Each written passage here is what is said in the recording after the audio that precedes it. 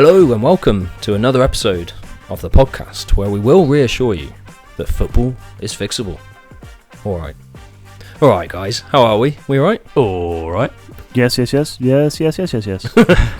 wondering where Dan was then. Yeah, we've started now. We're live. We are live, hello. Today we're going to be talking about fixing football shirts, guys. But before we get into that, Cess, have you got another story for us? Is it story time with Cess again? Story time with Cess. Excellent. Do we have a theme tune for this? I'll put one in there. Yeah, I have got one, guys. As you know, James, I've been learning a bit of German for probably my own sanity. Das ist verboten. Yeah, well done. Yeah. So I've been learning it basically. So you can infiltrate the Zwei Bundesliga. Exactly. Just keep an eye on them. Just keep an eye on them. Yeah. And as you said, step 3 out of 5 of becoming German. You've definitely moved up to step 3 now. At yeah. So during my lesson, I realised that I don't really know how to speak English because there was one point where the teacher said to me, like, that's an adverb, same as in English. Oh, no one knows what adverbs are. Yeah, I just had to say to her, yeah, probably best to run that by me, actually. Just teach me the English first, and then we'll get into the German bit. Always muddled those up. Verbs, adverbs, pronouns. Yeah, well, I know what those are now because they're topical. But well, that's true. But yeah, you got to conjugate it, right? Okay. Let me just conjugate that. Yeah, I'm just congregating it. It's confusing. So I think what I'm trying to say is that the British are terrible at learning languages. Oh, right. Is it just kind of natural, like we just learn it without realising it and don't think about it? I think so, yeah. And then when it comes to other languages, we just expect others to speak it. So we just think, I'll just take the bare minimum, I suppose, you know? Yeah, hello, goodbye, thank you. Yeah. That's what you need. And then just sign things. Everyone knows what the symbol for a bill is. That's true, yeah. And, like the duck. Yeah. But yeah, otherwise, if they don't understand, just speak louder and and slower. Yeah, the things will be fine. Do you have any chocolate chip ice cream? Oh, I love our story time sessions we've got going on there. It sounds to me, Cess, like maybe the issue is actually more with teachers because, like. Wow. Right, okay, look, listen, hear me out. Dig at James. Hear me out. No, not at James, but hear me out. My profession. I wonder, right, if even because you're saying you don't know the English very well, I wonder if Germans know all of the grammar and all that stuff to what they're saying, if they fully understand their own language. Because you don't think about it, do you, when you're talking?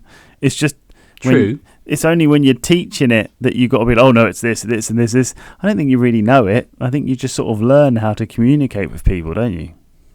Yeah, and you just accept the rule without knowing it. Like half of the German languages, they're them just going, huh? They don't really know. Yeah. I just realised you're a massive hypocrite. Me? Yeah. Why? Well, it's years. Ever since, how long have I known you? We're talking like 3 decades or something? Probably, almost 2 and 20, quarter of a century or something. And, whenever you say anything wrong, Cess is like, fewer. Or, Oh, yeah, I know how to correct, but I just don't know why. Dan, when he'll say stuff in the chat, I know what Cess is thinking straight away, so I'll best get in there first. Look, Dan's grammar is terrible, okay? My spelling's awful, my grammar's terrible, but, I can just about put a sentence together. I mean, you two are the ones that brought me here, so, so it's our fault. Yeah, 100%. You knew my capabilities from the off. Right, should we? It's about time we got into some football, chaps. We are a football podcast after all. Good idea. Yeah. Did you know there is a growing black market for fake football shirts? To the point where it's now the percentages of how many people are now jumping over to buying fake football shirts to the real ones is scary. It's I think it was 50-something%. It was 55%. I think it was. 52%. Doing some research, yeah. And the people that would, because of the costs of football shirts, right? Yeah. And of those people that had said they once bought a counterfeit. That's the word I was looking for. Bought a counterfeit shirt. 82% said they'd buy it again. I think that's fair enough. which is absolutely crazy when you think about it. And It's crazy and also not crazy. no, I understand it, and that's the thing. Yeah. You know me, I have football shirts. What? I have one or two, you know. Yeah. But A year. getting them is so... Now it has to be like I have to get them... I can only get one a year. I can't get more, you know. Yeah. Poor you. I can only buy the first team shirt, not the away kit. Like this year, I Oh. couldn't even afford it myself. I had to sort of ask for my birthday to my parents and my sister. They chipped in together to get me a shirt, and it was, you know, I Oh, love what? it. and So everything. it was so expensive that you didn't want to buy it, and you had to relay that Pass cost it on onto to... Yeah, exactly. your loved ones. Wow. So okay. I just thought I'd bring that up because that's quite a topical thing, as we are now going to be fixing football shirts. Right, well, today then, chaps, we're fixing football shirts. I reckon this is actually going to be quite an easy one. Yeah? Yeah. Be more like rugby. Be more like rugby. Yeah. Football should be more like rugby. Yeah, not the sport itself, because otherwise what's the point in having two different words? But no, Yeah. What I mean is, rugby shirts can be worn anytime. Doesn't have to be for a game. I've worn a rugby shirt just, out and about. Oh, like socially, like out Yeah, on the it's streets. accepted. On the streets. On the streets. Yeah. You know me. Yeah. Yeah. Yeah, so I think it could just be worn any time. Whereas with a football shirt, there's a stigma around it, which you could say has changed over the years, I suppose.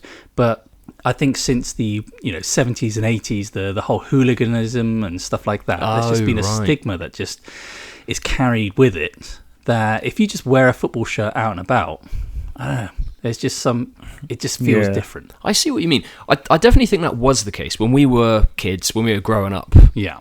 If you ever wore a football shirt out, it was almost considered, what was the word, chavvy, or Yeah, like yeah. you were. Incidentally, what did you used to wear, James? I used to wear suit and tie, I think. Did you? Yeah, Jumpers, middle class jumpers, and Of course you did. M&S Of course you did. sort of clothing, Yeah, Yeah, absolutely. that sort of thing. Only M&S, yeah. Yeah. No. Certainly not football shirts. No. Not many Arsenal shirts that you had. Yeah. Okay, I wore some Arsenal shirts out, but wearing it then, I knew it was just, I used to like wear it because I used to always be running around, not that I'd stolen anything or anything like that. I was always on my bike or whatever.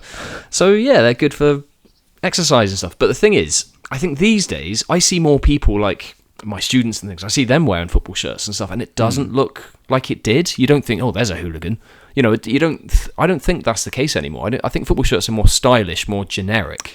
You say that, but you kept on saying they were wearing Arsenal shirts and it looked really nice. You're just basically saying you That's like smart. Arsenal shirts. Well, no, the PSG ones are really cool.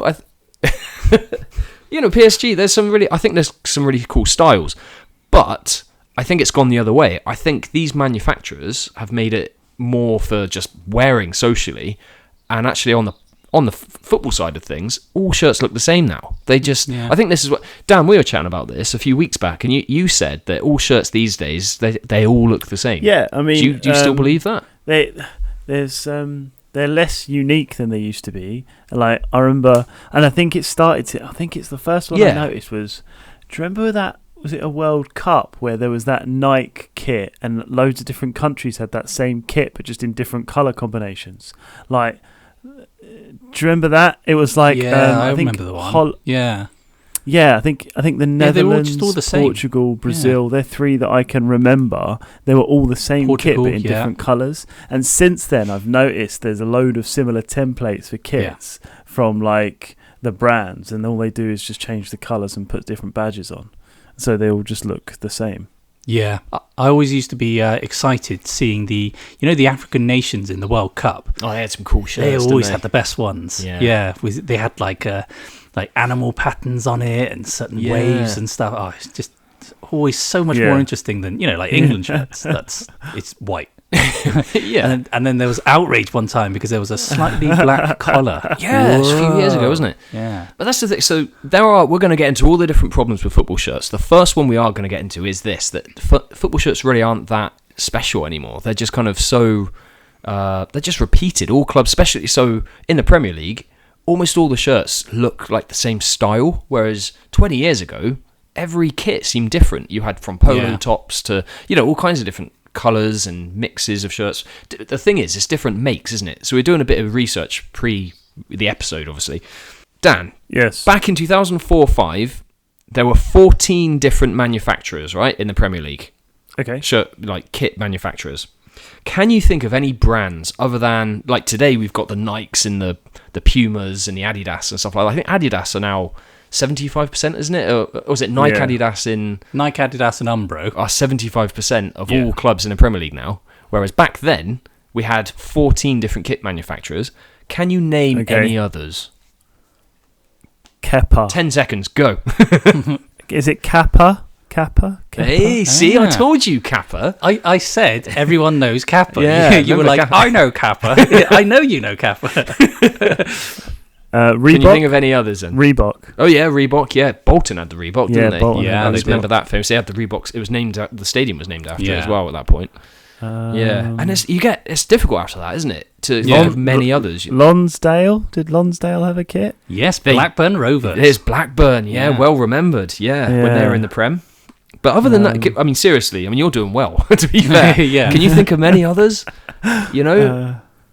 I mean, I've given you quite a few. What more do you want? Yeah, you have done well. So Villa had like Hummel. There was also other ones like Zara. Hummel, and, is it Aria yeah. and stuff as Hummel. well? Yeah. Diodora, I think had one or two. But yeah, we don't Yes, really see those brands Diodora. anymore. Theodora. Yeah, it made it. All right. So, you can't take the credit for that because I just told you. But Well, then Roy think this is Keane. part I of the remember problem, isn't it? Diodora because I remember Roy Keane used to have Diodora boots. He had, yeah, I remember Roy Keane's boots were Diodoras. Sorry, carry on. The thing is, so why is this important? Football shirts are one way that we relate to our clubs, right? I find when I showed you guys the other day for my birthday, my parents, my sister chipped together to get the new Arsenal third kit. It's a really cool kit in my opinion, you know, all that kind of thing. Even you guys say, "Oh, that's pretty cool actually," but it's not as often these days that you feel it's a special, unique thing. You know, they come out every season. It's all the different styles all the time, and it doesn't feel like it's a special thing to collect these days. And I think the problem is now that all shirts look the same, generally speaking, it's hard to kind of like when you're buying these shirts to feel like you're. It's not. You're like only buying it for the colour, really. It's like buying a new flag every year. You know, it doesn't really change too much. That's a good Yeah. point. Yeah, if it's every couple of years and if it's a drastic change, then I can understand it. If you look at the Bath Rugby shirts, for example, I think Bath Rugby have the best shirts in the English Premiership because it's basically just blue, white, black. Those are the colour schemes, and then they just do any pattern they want with it. So it could be striped, it could be, you know, vertical stripes, or it could be patterned or whatever it is. But it always looks nice, those colours.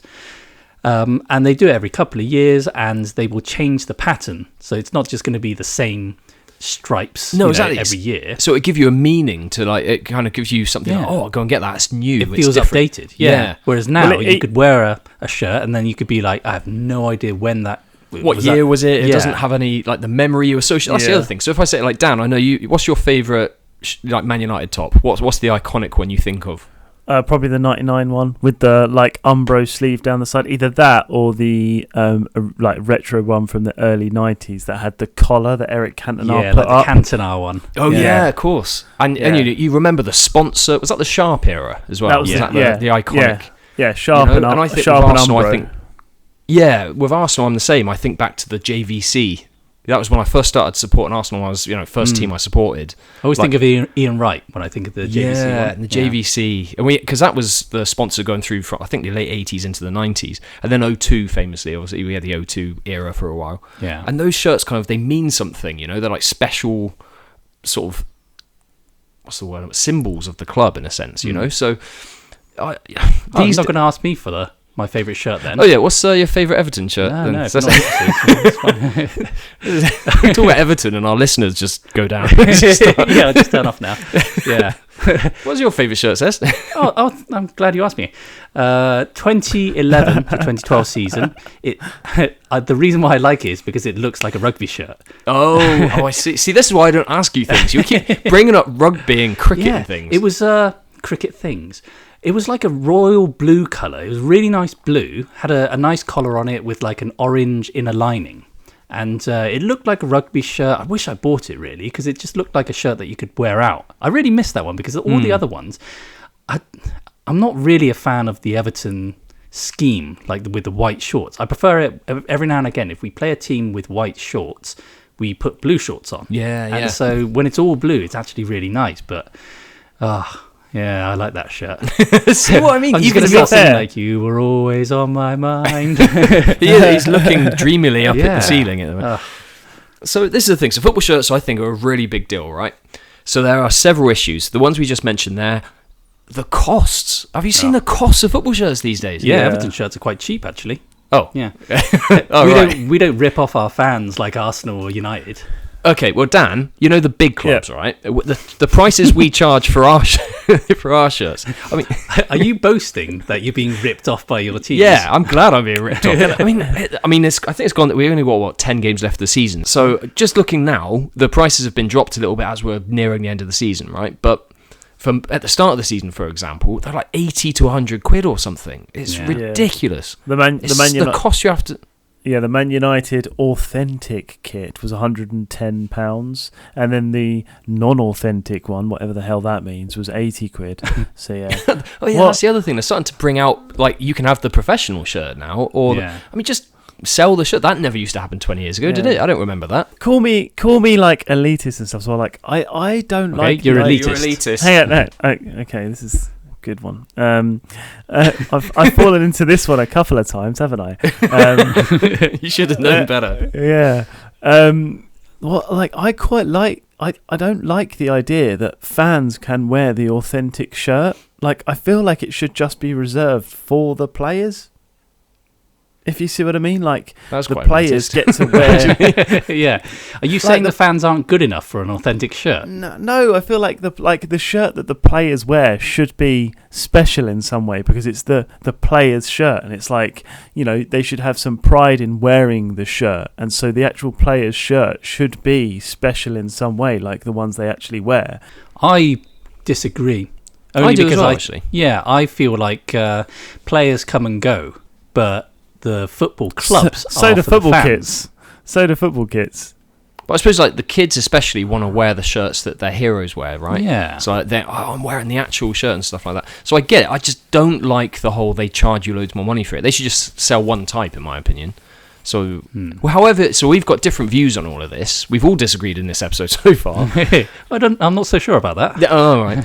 At the same time, all of this is unearthing that there's loads of issues around football kits. The other thing is, when it comes to the costs, is for kids as well. So, if, like the kids' shirts now, like I went on one of the sports shops. You can just generic sports shops where you can get shirts and things, and the kids' shirts were like 50 quid. Yeah. I mean, this if Was you're it United this year? They said they were going to.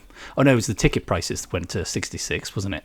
Well, that's the other thing. When you compare it to, or add it to the list of things that you pay as a fan, are fans being exploited? So it falls into a much bigger issue here that fans, we're loyal to these clubs. We love these clubs. They mean so much to us.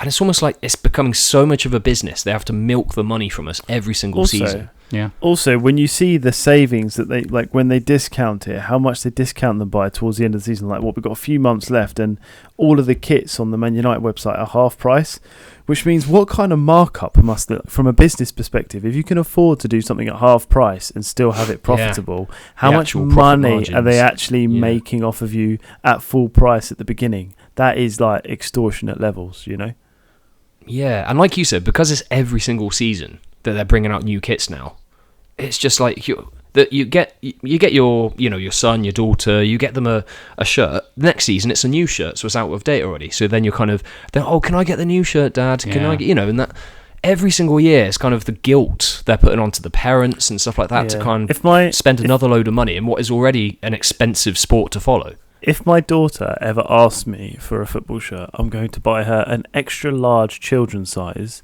and then I will buy her a replacement one once she grows into it. It's like, you haven't grown into your Be last like a one blanket yet. for a few years. I'll get you the new kit once you've grown into your last one. Is that I kind of see that as cruelty to a child to raise her up as a Man United fan. He didn't actually say the club though, did he? Surely he wouldn't do that. No, Yeah. I didn't say the club. I Okay, said so you're going to allow her Possible to kit. make her own decision, yeah? No way. Dad, I want to support Liverpool. Oh, well, not under this roof. Yeah, you're paying rent mean- now. Right, well, let's get into the fixes then, shall we? Let's do it. Right then, chaps. So, how are we going to fix this? What is actually a real big issue in football? Like genuinely, how are we going to fix football shirts?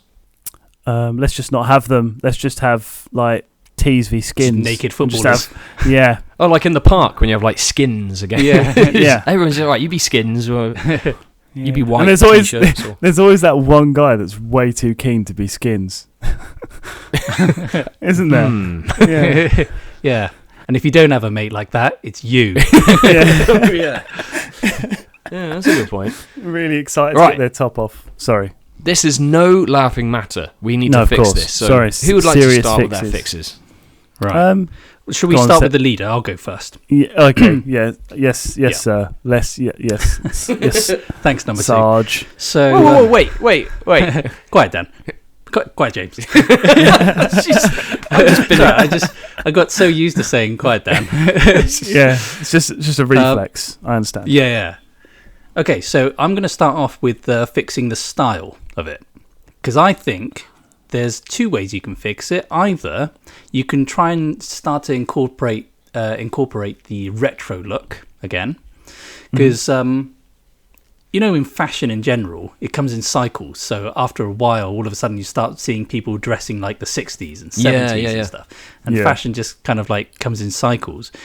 I'd quite like to see, just 1 year, all the teams agree, should we wear like the retro baggy shirts, kind of the parachute looking shirts, I remember, watching David Beckham or Cantona or something with really baggy shirts. That was in the early 2000s. Every shirt was baggy. Retro. That was just like, we grew up wearing those, and I still wear them. They're really cool shirts. They get good retro patterns going. Yeah, The retro kits are really in from like a fashion point of view. I get reminders all the time from the Man United store going, oh, this new retro kit released, and we've just re-released this kit, and you can get this kit. It's becoming Arsenal a are the real same. thing, They get isn't it? Ian Wright to come, as he's like one of the big ambassadors for all the retro Adidas stuff, because now Adidas is our current shirt sponsor, as they were back in the 80s. Yeah. So they get Ian Wright, who used to wear it back when he joined Arsenal around the 80s, 90s era, and all the, like the bruised banana kit and all. They were seeing a lot of these retro designs, and they're massive sellers. They really are. So either that, or I think the other fix, follow the rugby way. Oh, seriously? I think one of the good things that rugby does, it's almost as though they did it backwards. They kind of thought, what looks good in society, in the outside world, and then let's incorporate that into rugby. Whereas with football, they've kind of they seem to just go, what is the most efficient? In which case, the efficient skin-tight looking thing isn't really great for the majority of people out there who are overweight, for example. Good point. Yeah. I don't know if the what looks in society thing is. I don't know if it's that way around.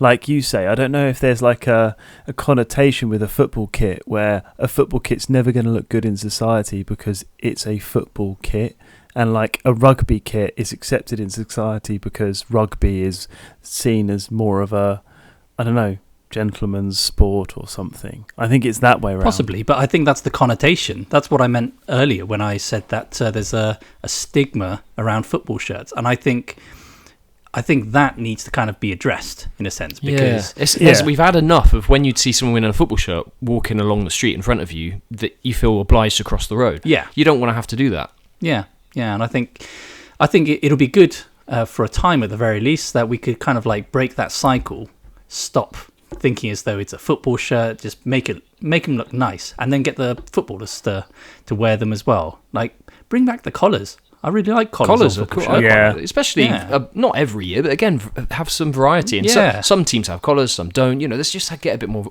sort of variety. We're saying earlier that 75% of kits in the Premier League are all either Nike, Adidas, or was it Umbro? Yeah. So therefore, you can kind of see why they're the same. It's like economies of scale from a business point of view. They can just change the colour of the kits, but the actual technique of making that shirt is basically replicated across all clubs. Just change the pattern on it, and therefore all the shirts look the same, basically, just different colours.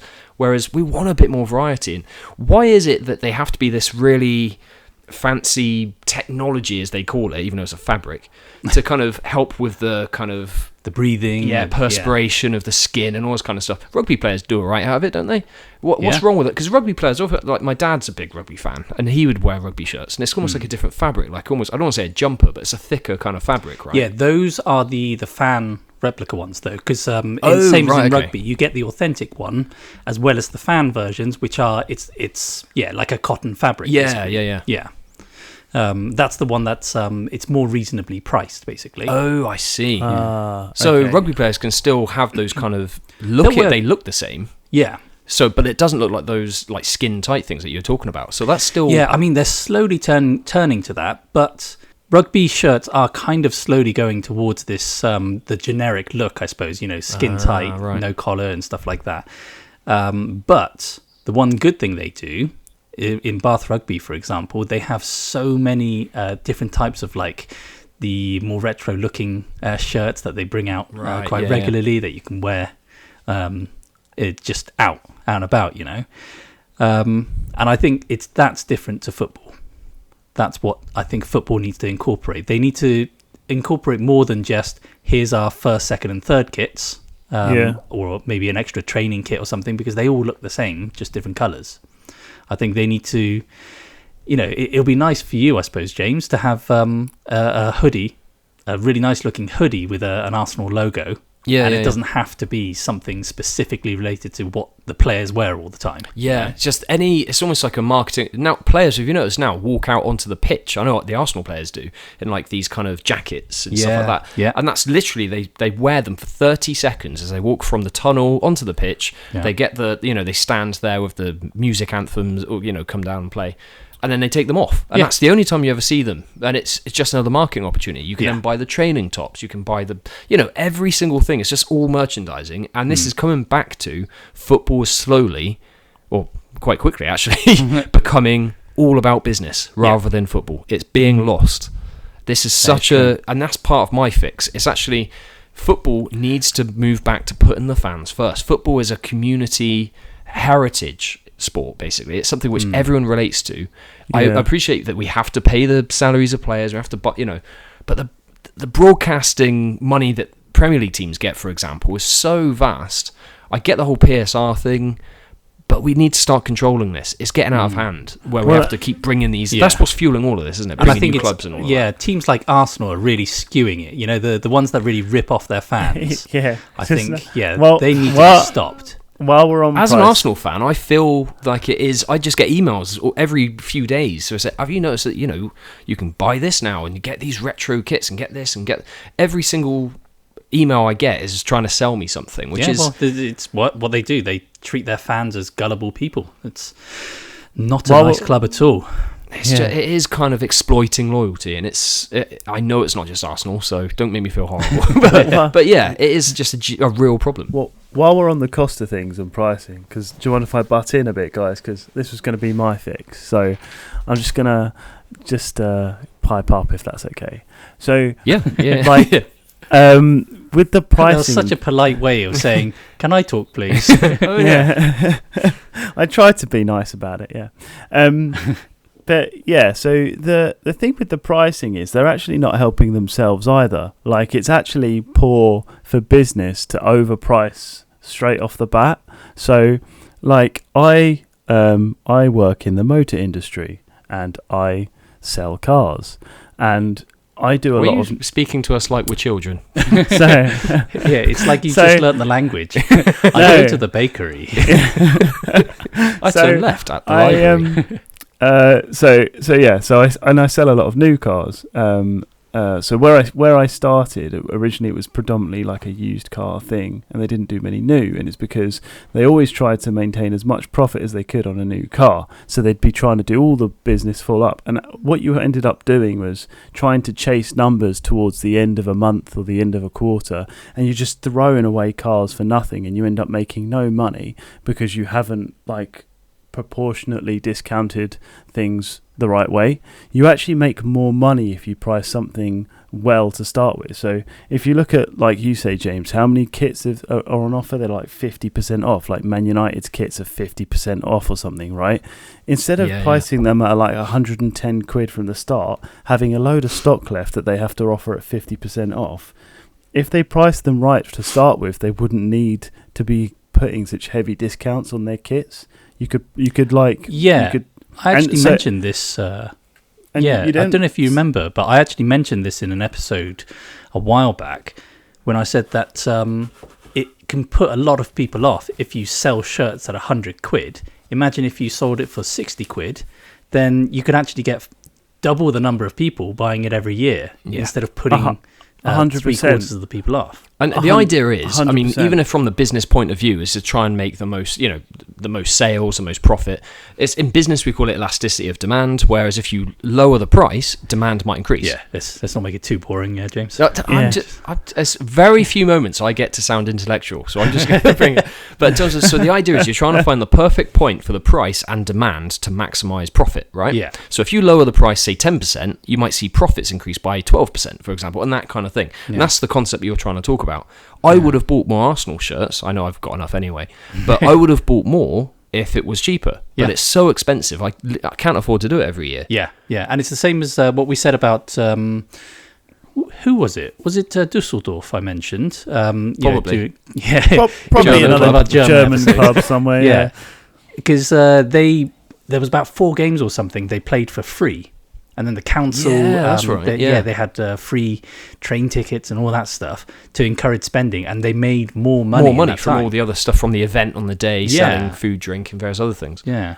I mean, that's the thing, and it also will help bring the clubs close to fans, which it feels like that the gap between clubs and fans is widening. Yeah, clubs are moving in such a money-driven way. Obviously, with a lot of foreign owners now, American owners and oil barons, all this kind of stuff, owning clubs and just saying, let's get as much money as we can. Yeah. We need to bring it back, and actually, they can still make profit this way. That's the thing. So it's a win-win.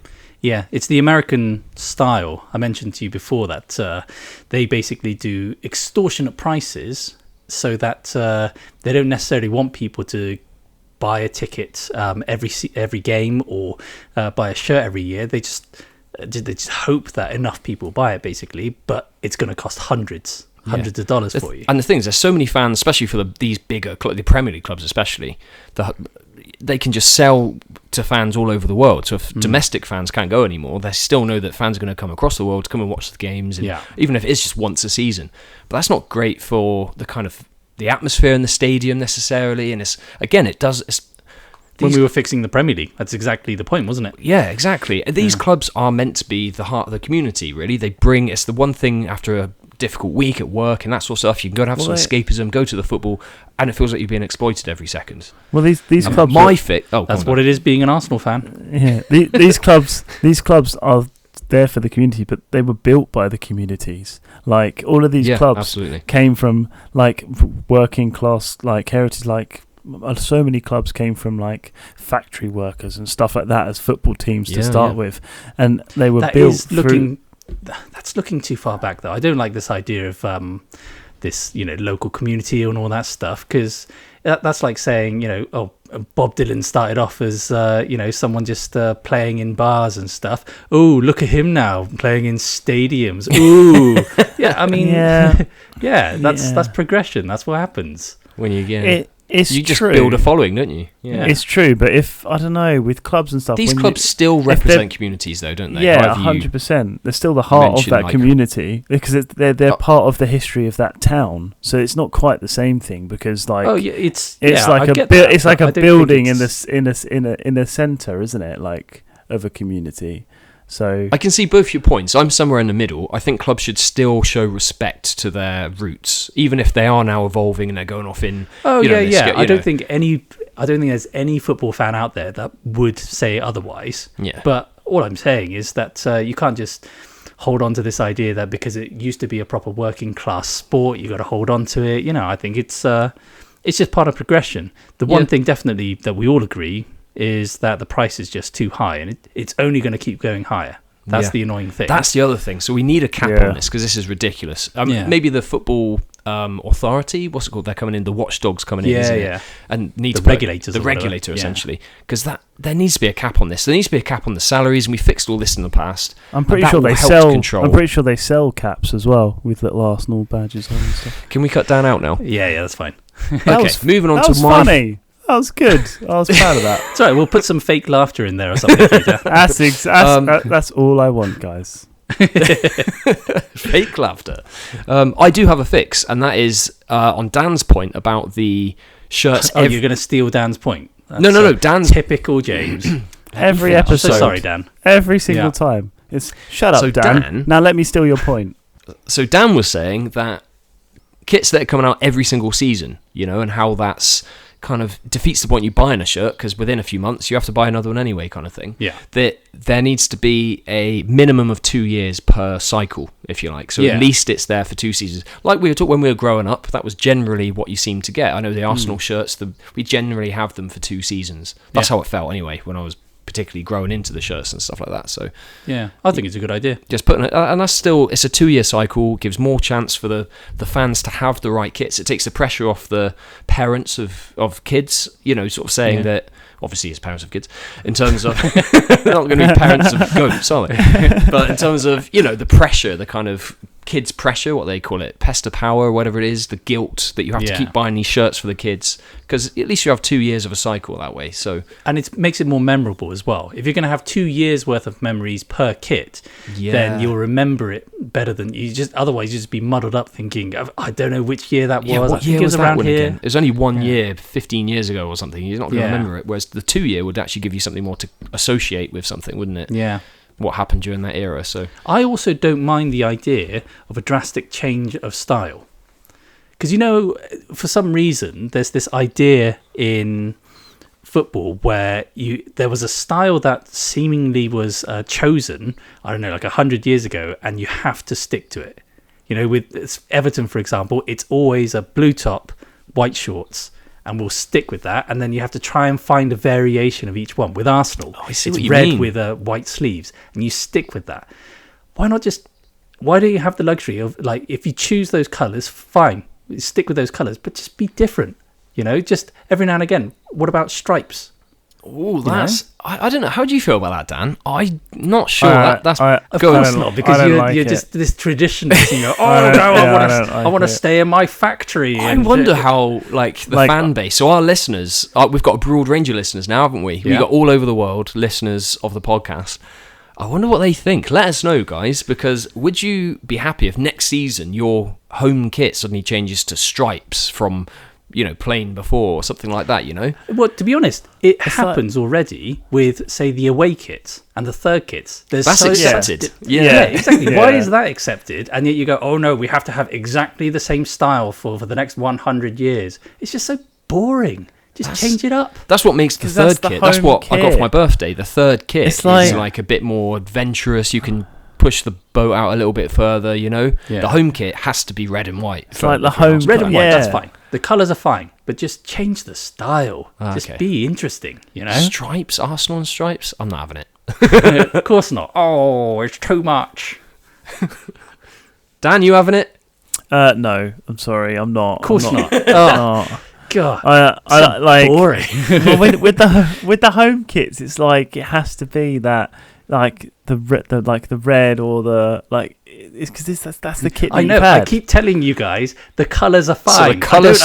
understand why you keep Yeah, but arguing about the colours. also That's it's the only it's thing I'm easy. saying should Yeah, but stay it's the same. easy. It's easy for you to say because your kit is just blue. So you could if you Yeah, just it's have boring. if you just have the color blue, your kit's never going to change because the color won't change and the kit never changes because you don't have any pattern or anything. Yeah, but do you? it's essentially blue and white. So I wouldn't mind if we have a striped one time. I wouldn't mind.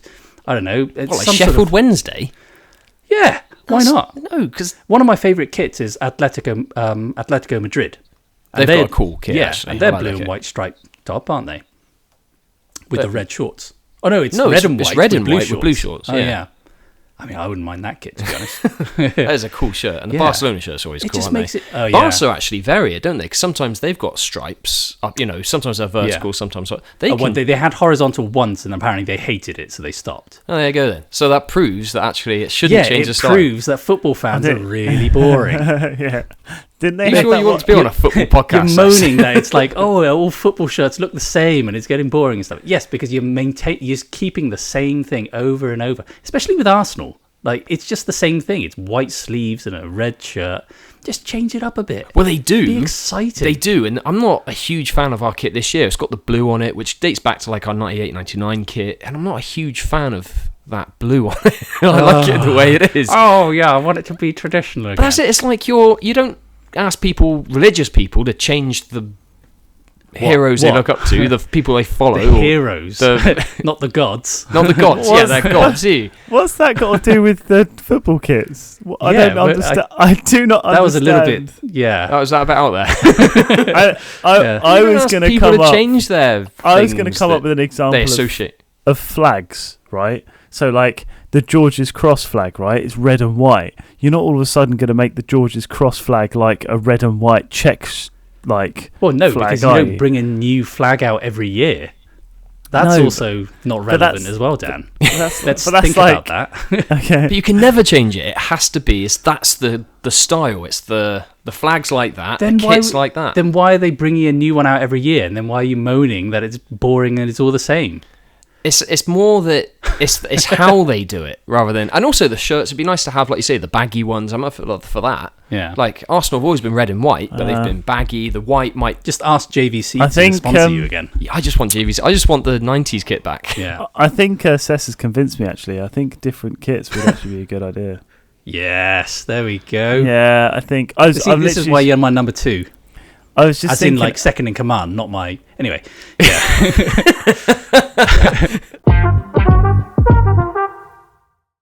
Well, I think it's about time, chaps, that we got into the fantasy football world, and we got some of John's juicy tips.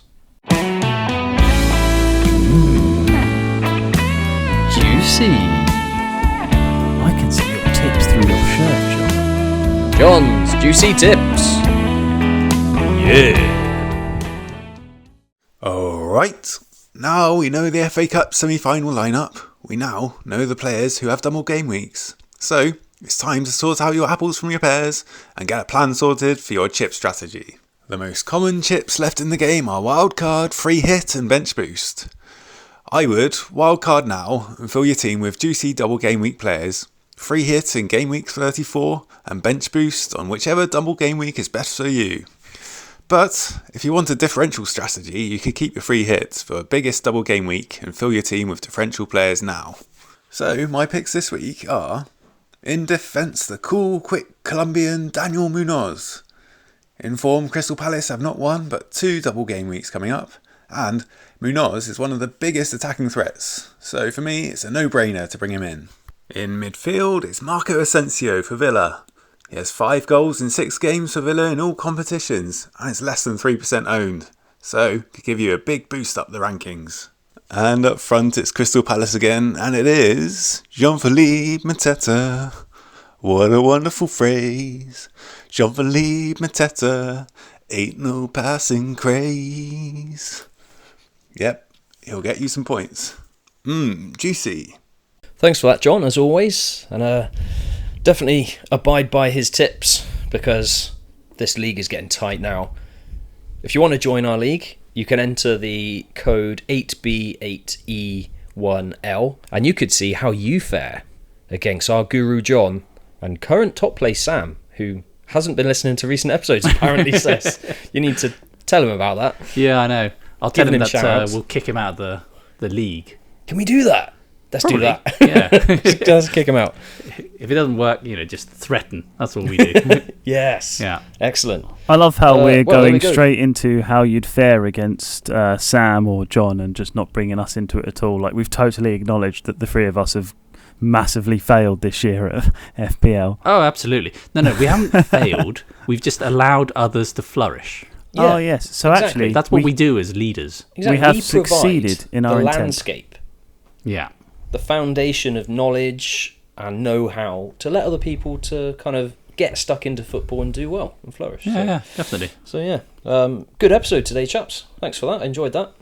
Yeah, that's not bad at all. I think I'm going to go and buy a counterfeit shirt now. Don't do that. Now that I've found out it's so much cheaper. It's a worrying sign, really, isn't it? That for football, in the sense that people are being priced out of supporting their own teams. Yeah, So I think it's a really important set of fixes we've come up with there, guys. I agree. So I agree. thanks for that, everyone, and thanks for listening. Please do like and follow and subscribe and everything, all that jazz. And have a great week. It's goodbye from me. So goodbye from me. And it's a goodbye from bye.